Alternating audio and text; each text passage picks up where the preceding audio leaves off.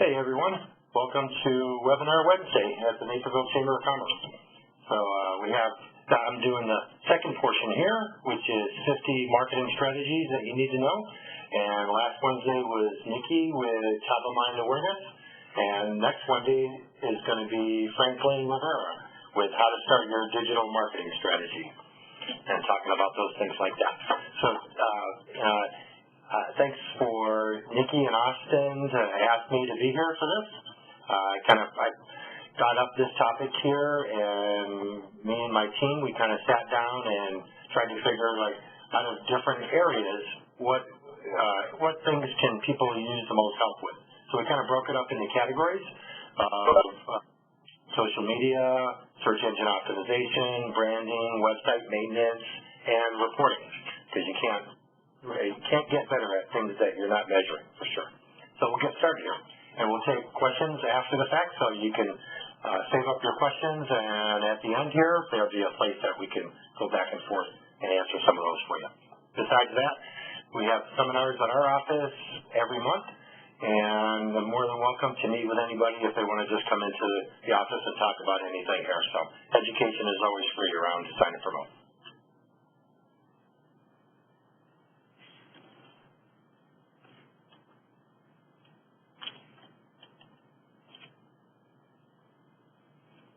All right, so this is a cool PowerPoint that Erica ended up putting together for us. So first section is branding. Because there's a lot that has to do with that. That's really the core that wraps up all the other components there. So here's the first tip. So when you are starting a business, match your domain name with your business. So you can't call yourself one name and have your domain name another name. And you shouldn't have a domain name that's a .net or something like that, because if that's true, there's the real guy somewhere else and no dashes there. So imagine if you started a business, face-book.com. Would you ever come up for any searches for Facebook? No. And it kind of would be the same way here, too. Right? So I know a lot of people already have their domain name put together in their business, but I think this is a good tip if you're starting one for sure. Create an email address at your domain name. I don't know how many times that I'm communicating with people that have an email address at Yahoo or Hotmail or something like that, but it's certainly a lot more professional when you have one that's at your domain name of your company. And if I was thinking about working with somebody and everything was all great and they were reaching out to me with a Yahoo email address, I wouldn't know if they were really all as serious as what I thought. And so I might tend to, that's kind of a trust factor there, and I might want to go somewhere else instead of that. Right? So I don't know how many people out there have email addresses with, at those alternative email address places, but when you buy a domain name, it pretty much comes free or next to nothing to be able to set that up. It's maybe a little bit of a learning curve and doing things different, but you don't have to use Outlook. You can even use Gmail as your email client and add in your email at your domain name and still use it like that. So kind of business as usual, except for you have you're presenting yourself in a more professional way. The next thing is email signature file.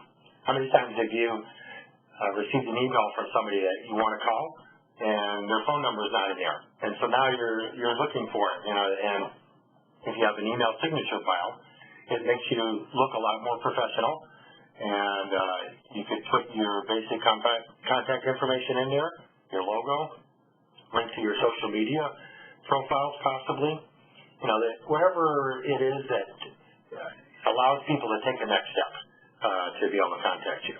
I have a story of one time I reached out I went to Yahoo Finance. I was looking to refinance my house, and from that I was flooded with everybody that wanted to sell me a refinance loan.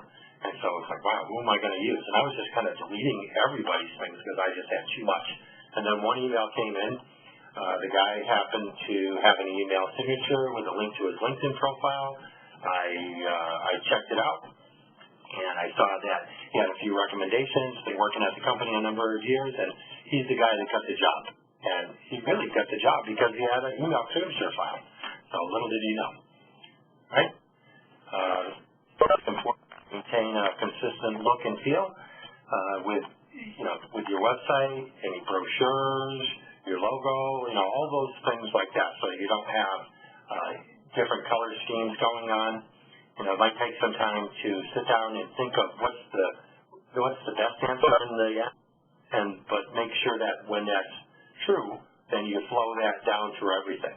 You're going to have to throw away some old brochures maybe, but it'll be worth it in the long run because it's a more cohesive look for your company. All right. Show off what makes you unique. A million people do the same thing, and for you to get the job, show what makes you the best. Whether it's that you're faster or less expensive, or for whatever, or you handle a particular niche. But I think if you show off what makes you unique, I think that's good. At my company, Design and Promote, I don't know how many other web design companies are out there in the Naperville area, but we stress free education. And so it's not like we're trying to sell you something. We want you to be smart and maybe be able to do some of those things yourself. So that's kind of our unique selling proposition. And this is the part of it here. Always have a stack of business cards with you.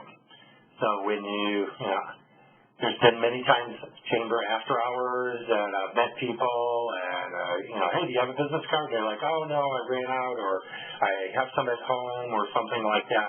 And I've been in that situation myself. I think one time, and from that I learned to keep about a half-inch stack of them in the glove box of my car. Worst case scenario, go back out to the car, get your stack, and you're in running again. But just a little thing like not having a business card, you've kind of like lost the connection. So most likely, people are not going to remember who you are or how to get connected back with you again. And another part too is make sure you have your email address on your business card. I think twice this week we ran into people, and we connected with them. I handed the business card to Erica and said, hey, add these to our seminar invitation list. And she came back in my office and said, their email address is not on their business card. Do you know what it is? Like, okay, so that kind of helped us with that tip there. All right. When it comes to your website, don't include everything on your homepage. The real key is that you only have a couple of seconds to catch people's attention on your website, and you need to explain what you do and kind of just talk about a few things that make you different and lead people down a path to the next steps, like a landing page or to learn more or something like that. If you try to put every single thing on your homepage, it's like seeing the trees from the forest kind of thing. So it dilutes the power of that one message and what you're trying to really get across. All right, so that's tip number 7. Tip number 8, think like your customer when you're building your website or brochures or anything else, really. Kind of listen to what they are asking in advance and answer those questions as you go through. And so, what am I trying to say? But in the end, it's like your customer is who you're building the website for. You're not building it for yourself. So answer the questions that your customers are most likely asking you. If somebody is asking you what's the price of this or that, maybe it's a good idea to put a price there. Or maybe it's a good idea to let's schedule something else to talk about pricing or whatever. But either way, you want to make a smooth path so that people are going to flow through your website to the next step. All right. Offer something for free to collect name and email addresses. So when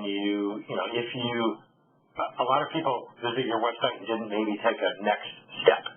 And so you probably would have lost those people. But if you put in your website system a way of people downloading a white paper or PDF or signing up for a trial or really anything else like that, that you have just their name and their email address, then you've captured it, their things. I'm not saying like do any kind of hard sell to them, but what I would do is just connect with them in LinkedIn or something like that.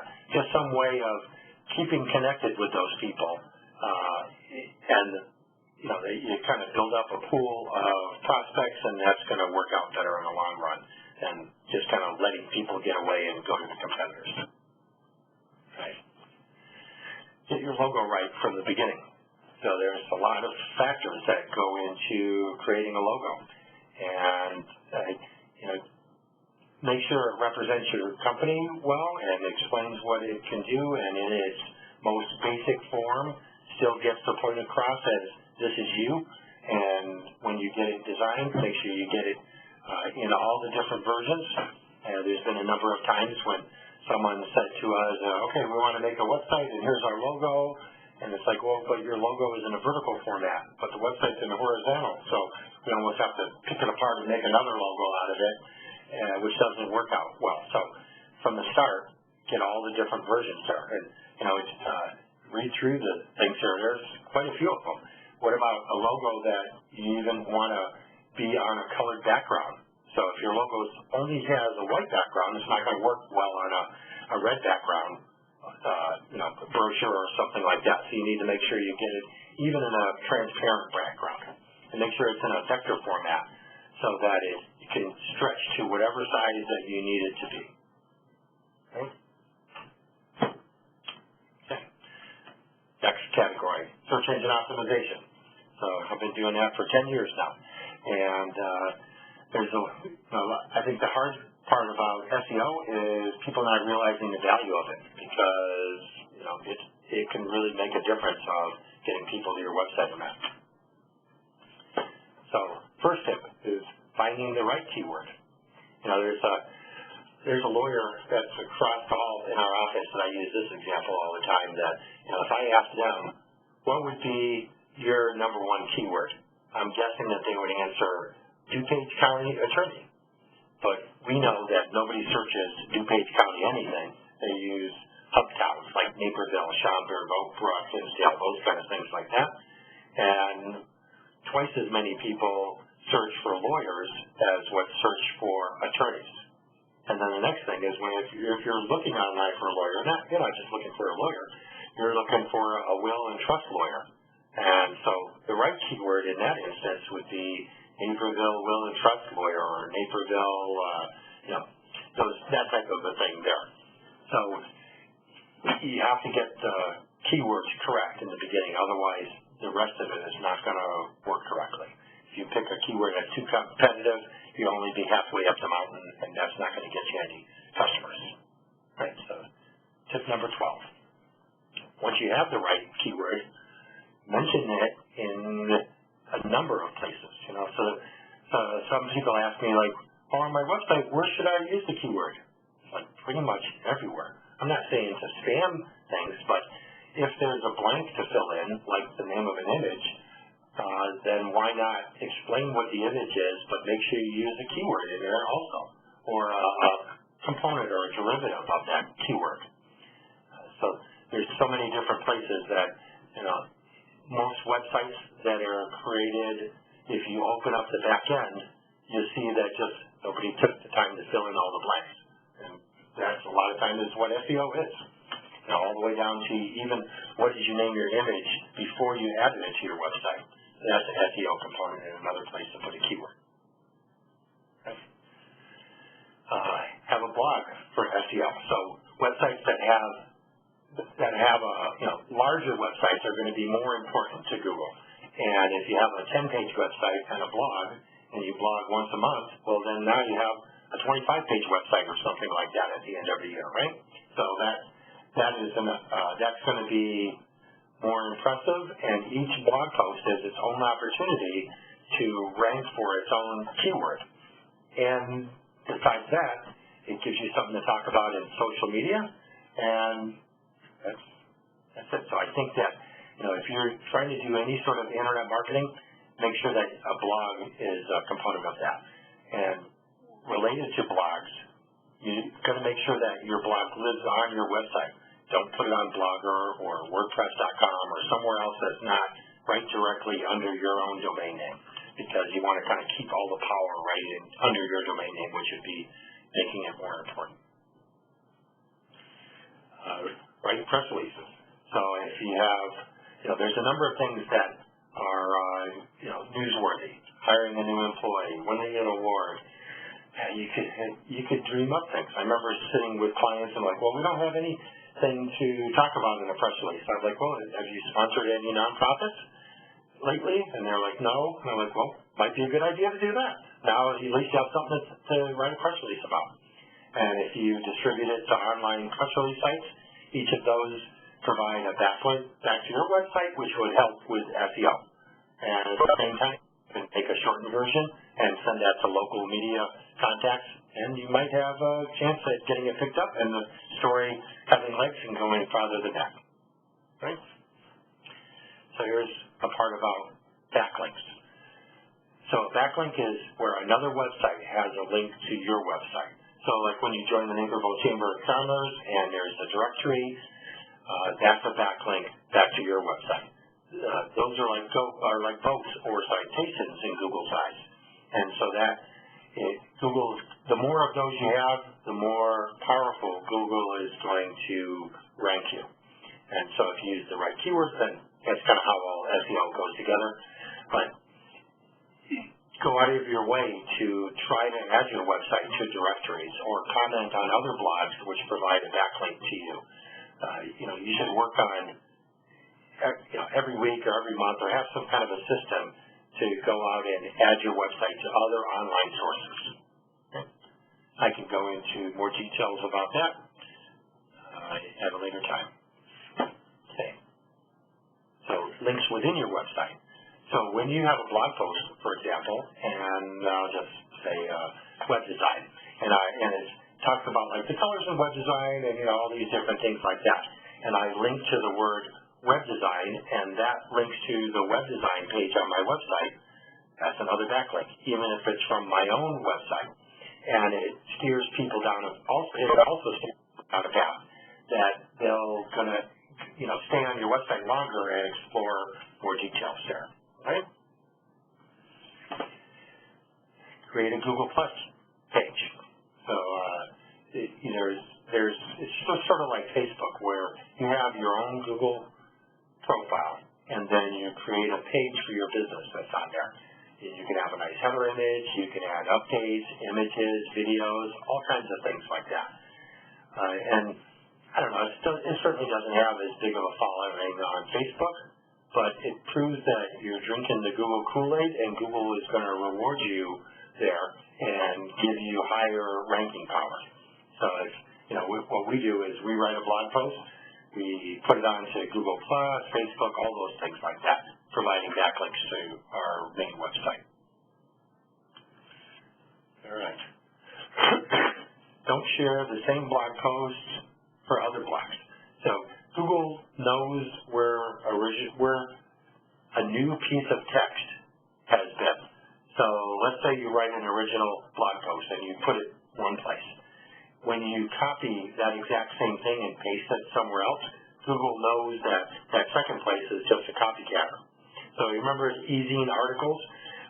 That's kind of, Google took that away, where somebody would write an article and then everybody would grab that same exact article and spread it over around.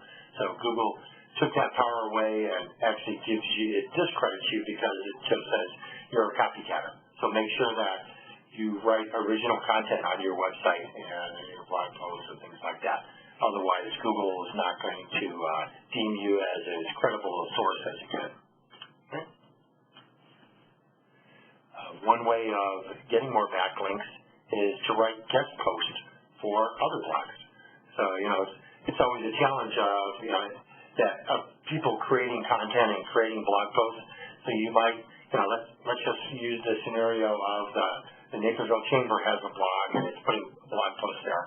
Wouldn't it be great for everybody that's in the chamber to just write a blog post and it'll provide another backlink there? And so try to find people in your industry, and, it doesn't have to necessarily be competitors, but it could be complementary businesses that you're helping them out by putting a blog post and you're speaking from your expert source, and in the end, at the bottom where the resource box is, it has a backlink to your website. And chances are those sources have quite a bit of power. All right, number 20, optimize your videos for search. So there's a lot to do with when you have a video created, how to optimize it. So once you have the right keyword and the video is on your desktop, name it the right keyword. Usually when you have an export or whatever, it's just, some hieroglyphic text or the date or something like that, or final this. But if you, let's use the example of like Naperville Chamber web series. Like you name it, you put it out there like that type of a name with dashes in between the individual words, so that when you add it to the online sources like YouTube and places like that, it's going to count for that keyword. And then within the description, use those keywords also, and there's tags, also the keywords. And when we're talking about keywords, there's keyword phrases that are not all the same thing. We don't want it to look spammy, but just say a number of different things in different ways so that you're adding content on there. And on your videos, there's many times that I've seen videos created from even professional companies that at the end of the video, they fail the most important part of telling people what to do next. So when, if people are on YouTube reading videos, then it ends up to be that if they don't do anything next, you've kind of lost them. They just go back and do other ones. Right? All right, the social media category. You can't just do social, you have to be social. Just like having a chamber membership, if just putting the money down for that and having your name in a directory is really not going to have much value if you don't work it and go and attend events and, all those things like that. The same way with social media. If you're not doing things on social media, then it's not going to work as well as if you are. Here's a couple tips for improving your LinkedIn profile. Under the contact information, there's a place to put 3 different links to your website. So select the section Other, and then put the link into maybe your home page, and then the other 2 other important pages on your website, or if onto some of your products or something like that, instead of just the one link that says My Website. Have a good profile picture, and the way I use LinkedIn is I go to an after hours. I've met a number of people. I have some business cards. By the end of that night, or for sure the next morning before I start anything else off, I add them as a LinkedIn connection and kind of mention them by name and says, hey, Julia, it was nice meeting you yesterday at the Chamber's after hours. Let's connect on LinkedIn. And so most of the time, they are going to. And so all I have to do then next is to put some status updates in LinkedIn, and she's going to remember what I do. And when she has a need at some point in time, she's more likely going to remember me than somebody that didn't do that. Right? There's a lot to do with social media, and so I think people tend to just do social media when they've wrapped up everything else, which chances are you don't find time for it then. So the best way to do it is to figure out a social media calendar, and you line your important things out that you want to talk about, and the other events or something like that, and plan for it in advance. So if it's scheduled, it's more likely going to get done, and it's going to get done better too. Okay? Diversify your social media content. So if you put a blog post on there and you're going to talk about that on a number of social media places, don't just say the same thing. You got to talk to those different audiences. So some places like Facebook, you could probably put a few more words on. Twitter doesn't allow you to put much, so your message has to change to get the same point across there. and just kind of mix things up a little bit so that it doesn't look boring. I've been asked a number of times the best way to get a LinkedIn recommendation, and so I kind of put this together as like, really the best way to get a LinkedIn recommendation is to give two. So I've seen about a 50% return on investment on giving LinkedIn recommendations, and don't forget that anybody that's connected to that person that you gave a recommendation, there's a new path down that goes back to you. So if I made a website for somebody, if we created a site for them and I gave them a LinkedIn recommendation because they're so great to work with and they had a great looking website, those connections of that person are going to see that LinkedIn recommendation and they're going to say, oh, so that's who made their website, and going to get pulled right over to my profile. Might get some more work from that. So I think it's important to thank people just using LinkedIn recommendations, and I wouldn't waste the time. There's a little button in LinkedIn that says, please recommend me. That's probably in my wheelhouse, that's probably about the best way to not get a recommendation, to tell you the truth. All right. Step number 26. Make the most of hashtags. So there's hashtags are a big factor of kind of like categorizing things or bringing it into people are searching hashtags. So if you can get your content into that same stream that other content is being compiled under a certain category, then that'll be great. So there's some resources like keyhole.co that you can check, and you can search for different hashtags and it'll show you which ones are popular and offer suggestions. A lot of times you can just look at other popular content from other people too. But either way, if there's an opportunity to use a hashtag, then it's worth the time to do that. Number 27 is know when to post. And there's really no set answer for when to post. It all comes down to when is your target audience most likely online. So it depends upon who you're marketing to as to when they are. So there's some pretty straight up just business type businesses, and their customers are only people that are in other businesses. Probably 9 to 5, Monday through Friday is the best time for them. But other people like that, and our target audience of design and promote is marketing directors, things like that. And they're probably busy during the day, and they're most likely to be on social media in early morning as they're getting ready for work or on the weekends. So that's a big time that we end up scheduling our posts to go out at that point. So if you're looking for any help trying to figure out who your target audience is or when are they hanging out and where are they hanging out, then that's certainly something we could help you with too. Create content for specific social media networks. So I kind of talked about that a little bit, but realize that each social media platform has a certain limits on what the amount of text you can have. Instagram is all video based. So kind of hone your content to match the social media place that you're going to put it on. Some people say things to me like, well, I did Facebook for a year, but it didn't make me any money. But I don't think that's a good answer. I don't think you can say it like that.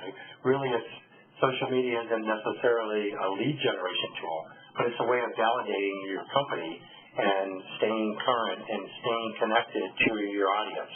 So it's not necessarily like, well, I spent money on this ad and it didn't make me any money. So social media is not really about that. It's all about developing a following, helping them, and being known as a helpful resource, and going from there. Right? You don't have to be on all different social media channels. So if you only have a certain amount of time or budget or energy to spend on the things, figuring out what social media channel is your target audience hanging out at. So if you're you make cupcakes, let's say, you're a cupcake store. I think people on Pinterest, and you can take some nice pictures of cupcakes. Pinterest would probably be a good channel, maybe not so much LinkedIn. If you're a financial advisor, I think you'd probably do best by spending most of your energy on LinkedIn and a little bit on Facebook, things like that. So just think of who your target audience is and where are they most active in social media. All right, on to the website maintenance category, because internet marketing stuff, it's not like you're just going to build it and walk away from it and it's just going to be good. So there's a number of things that you can do just to make sure that everything's safe. And there's also things that you can do to keep improving things constantly. All right, so the first part is have a good web host. It was funny. This is a true story from just this morning. We had a meeting with a guy that he just started a business probably about a year ago. Had a website created by a friend, and so then he was trying to step up his game, and he made an appointment with us, and he came in, and I was checking out his website in advance of him getting there, so I had to be a little bit more ready, but his website didn't come up. And I mentioned that to my employees, and I said, he's probably on GoDaddy. And sure enough, the website was down and he was on GoDaddy. So, he said, well, what if you were a customer? Exactly. So you have to make sure that you do the extra effort to make sure that you have a web host that's fast, easy to work with, and if there is any challenges, have a good tech support company. It used to be that we were a GoDaddy reseller and everything was great, and then they kind of started going downhill, and so we started recommending HostGator. HostGator was purchased by GoDaddy, so that that they went downhill, and so it's an evolution. Websites like a house, you can pick it up and move it to another plot of land pretty easily. That can be done in under an hour's time. Create new optimized landing pages all the time. So on a constant basis, think about creating new pages on your website, besides blog posts, but just things that talk about, our company, Design and Promote, if you do a Google search for Naperville web design, we're number one for that, and have been for quite a while. But if I want to be number one in Google for Lyle web design or Schaumburg web design or things like that, the way to do that is by creating a web page that is optimized for those particular keywords. So the further you stretch it, the larger your website is going to be, and each of those landing pages can be optimized for different keywords. All right. If you get your website recreated, chances are that the URL structure is not going to be the same. So maybe there was a link to a certain product page on your website, and that link is an important link, and people are going to there. But maybe you didn't take the time to make sure that it was redirected to the new product page.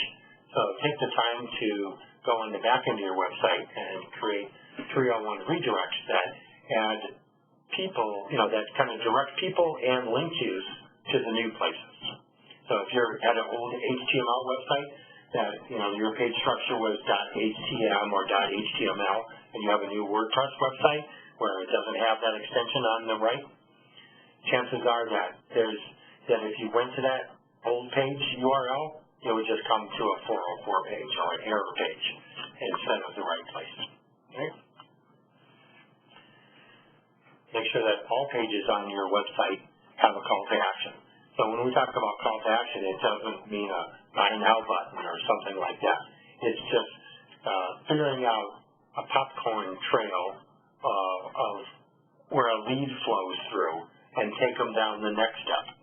So maybe it's download a white paper. Maybe it's watch our videos. Maybe it's learn about this project in more depth. Something like that. But if you don't tell them to go to the next place, most likely they'll probably just close that page and go back and do what they were doing before. So you have to kind of hold them by the hand a little bit and imagine where they're going and try to make it easy for them. Make sure your website is a responsive website and it's mobile friendly. So there's a number of ways of making a website mobile friendly. One of them is responsive design, so that the same elements on your website resize themselves, depends upon what size the browser is. So if you have a header graphic and you're looking at your website on a tablet, then that graphic is going to be a little bit smaller. And then if you look at it on your phone, it's going to be a little bit smaller again.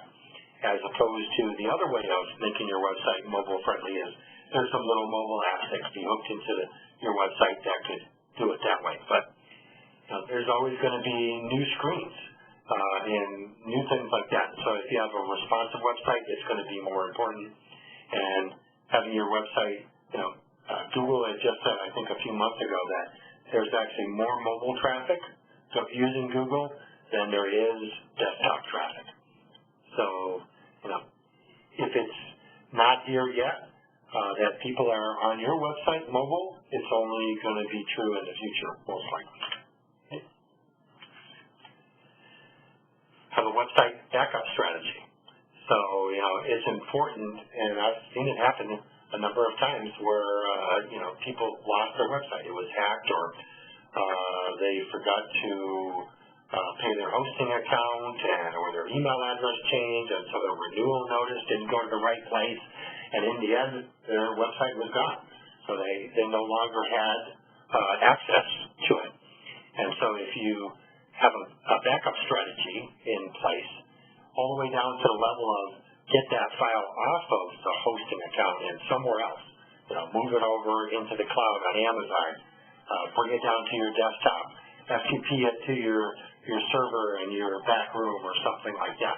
But just so that you have a copy of it, it's on a schedule, it's making backups, and if you are editing your website or adding new content and something goes wacky, then you can always just go back to the backup file and restore it. Right? We talked about 404 error pages a minute ago. Like, if somebody goes onto a page on your website and that there is no page, what happens? You should try that on your website. Just, go to your domain name /test and see what it looks like. You have an opportunity to kind of bring people back into your website again if you have a 404 error page that has some of the different categories, the most important pages on your website, a link to your contact page. You've probably seen some successful ones like, whoops, that page is no longer there, but would you like to see this or this or this?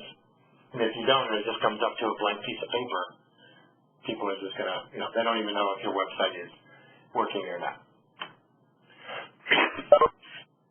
Each product and service should have a separate page.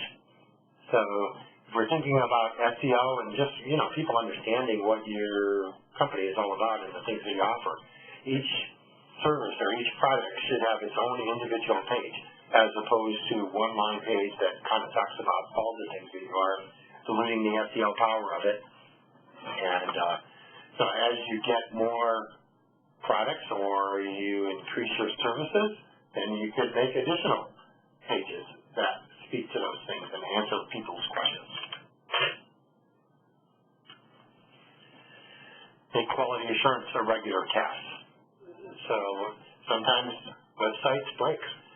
It's just kind of on their own, or there's some software update or some host or something like that. A good story that I like to repeat is one time a past client that we made a website for quite a while ago said, hey, I haven't got a lead from my website in like 6 months. And so while I'm on the phone chatting with them, I went through their contact form, and it came up with an error message. And I told him that, and I'm like, you didn't check it? And he said, no, I didn't think to. He goes, I wonder when it broke. And I'm like, well, probably about 6 months ago, I bet.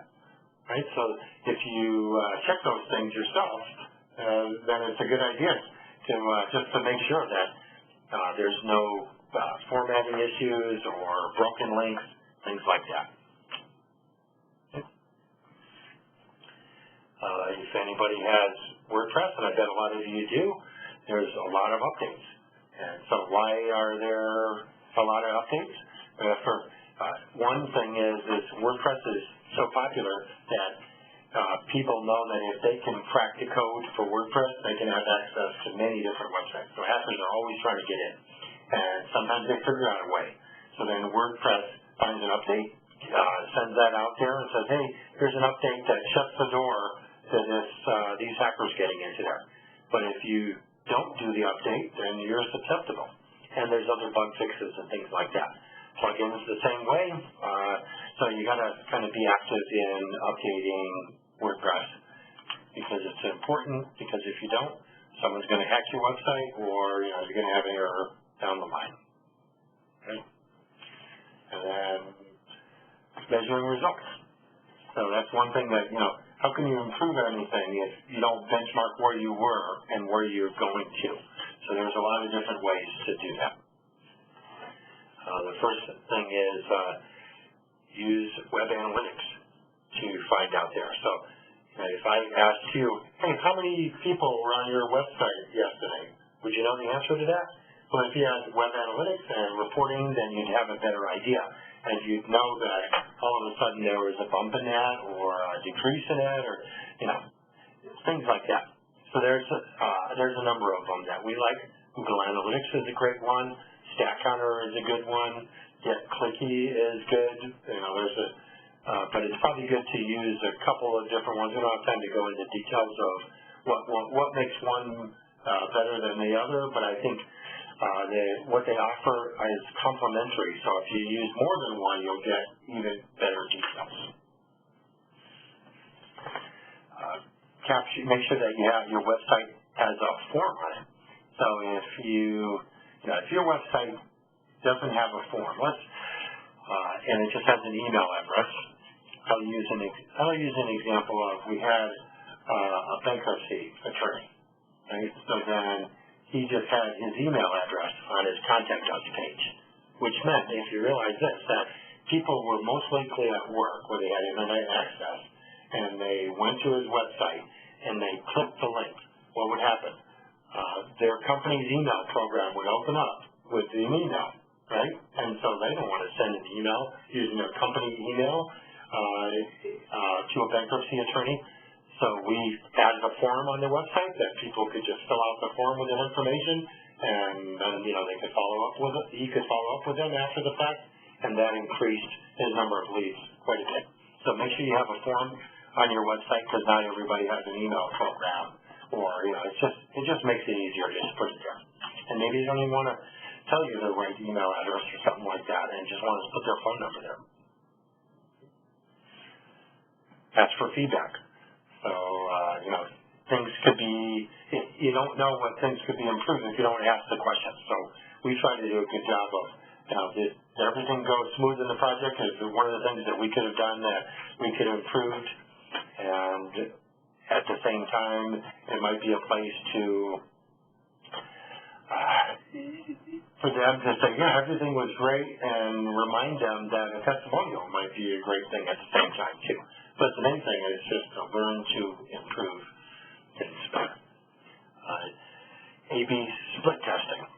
So there's a number of different A/B split testing programs that you can put onto your website. It's a monthly fee, and it allows you to easily change things like the color of a button or the text that you put on this widget area or something like that.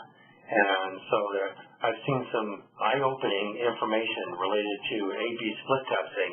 So it's like, you'd go from 5% capture to 50% or something like that, just because you said the right things, it was the right color, the right position.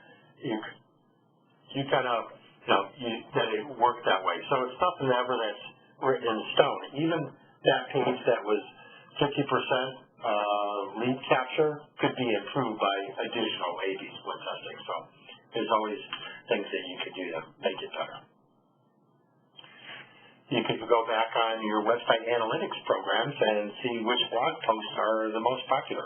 One of the things that we did at our company was I noticed that there were some infographics that Erica had created that a lot of people were linking to. And it's like, wow, that was great. I didn't realize that, I saw people liking them on Facebook, but I didn't know that they were kind of pointing back to them on our website as much as they were.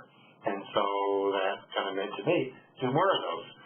So there was, if I was not looking to see what pages to our website had the most traffic, I wouldn't have noticed that. Track phone numbers. So you can, if you only have one phone number for all your marketing, and somebody calls in on the number, you're kind of left with, how did you hear about us? But if you have different numbers, and you can even get a Google Voice phone number for free that just redirects to your main number, and then you could track it like that. And let's say you made a landing page, or you have an advertising channel, and you have a different phone number on here. Now you're going to know how effective that marketing channel was to you, and it doesn't take a lot of work to put it together. Okay. Having your leads flow directly into a CRM program like Salesforce, or there's what's another one? I can't think of it now, but there's many different CRM programs, and you could have that email just come to you, and then you have to put it in the CRM, but it works a lot better if that lead just goes right into your CRM, and then you could add additional information to it, and with leads on there, you're more likely to follow up on them. And then if you're starting a newsletter campaign, you can grab their email addresses. It just makes it a lot better than having all your prospects in one place, like a CRM, as opposed to a spreadsheet or maybe nowhere. So I think it's easy like that. All right. Set up goals in Google Analytics. So a goal is like a little trigger in Google Analytics that says, if someone goes to this page, then count that. And so that page might be a thank you page after somebody has placed an order or has filled out a contact form, because you know that they have, accomplished that goal of filling out the form. Otherwise, they wouldn't see the thank you page. So if you set up the goal, then now you can really look and see what your lead sources are, and you could look through there. Now you can get a better idea of, so if this marketing channel provided more lead sources, now you know to do more of those.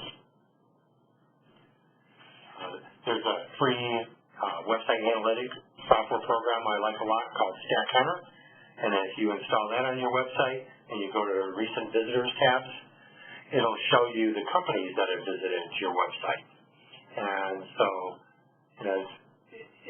if you know what target audience, or the title of people that are going onto your website, and you know what company it is, it's not too much of a leap of faith to figure out who that person really was. And you could connect with them in LinkedIn. You could go to Jigsaw, get their email address, and add them to a newsletter list or something like that.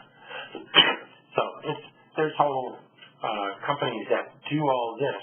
Like VisitStat is one of them. We're a business partner of VisitStat that is a whole system, but using Stack Hunter and a little bit of just work, a little bit of labor, you can get that information for free. How many backlinks are to your website? Probably nobody knows that question. Not too many people know the answer to that question.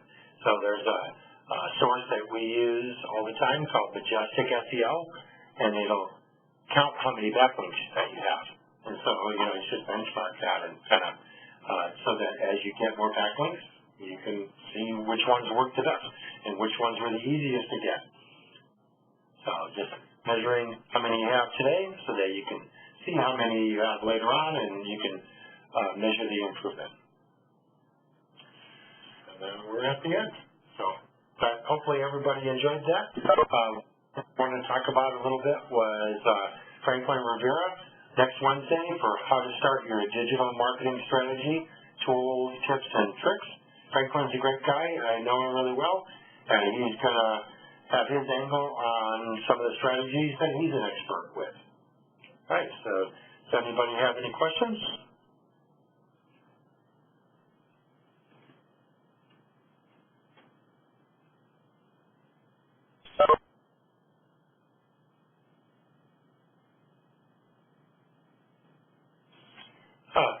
Here's how on WebEx that you can put the questions into the system here, right?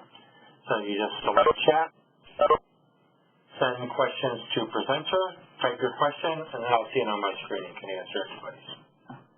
And like I say, if anybody has additional questions beyond this, more than welcome to stop by our office, have an appointment, and go from there.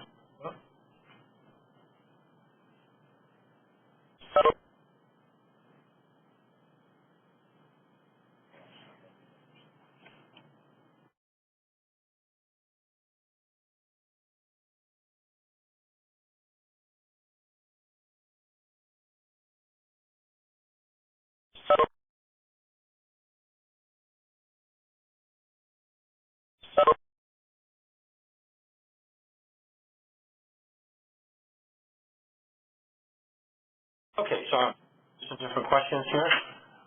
Somebody asks, how much do you charge? It's priceless. No. At one point in time, let's just talk about like SEO part of it. I needed an answer to kind of an easy question now, but I didn't know the answer when I was first starting out. And I called a number of SEO companies, and basically they wanted just to sell me a bank of hours or something like that I could get my answers. But education is always free. So some of the things that you can do yourself, I'm happy to point you in the right path that you can do that. Beyond that, any number of, we have packages put together. You could hire us to do individual tasks or hourly, so that's all over the place. Okay, any other questions? So the next question is, when's your next in-house presentation? So when we put this thing together for the Chamber, 50 internet marketing tips, we figured we didn't want to waste it, and so we are going to have an in-house seminar at our place tomorrow at 3 o'clock.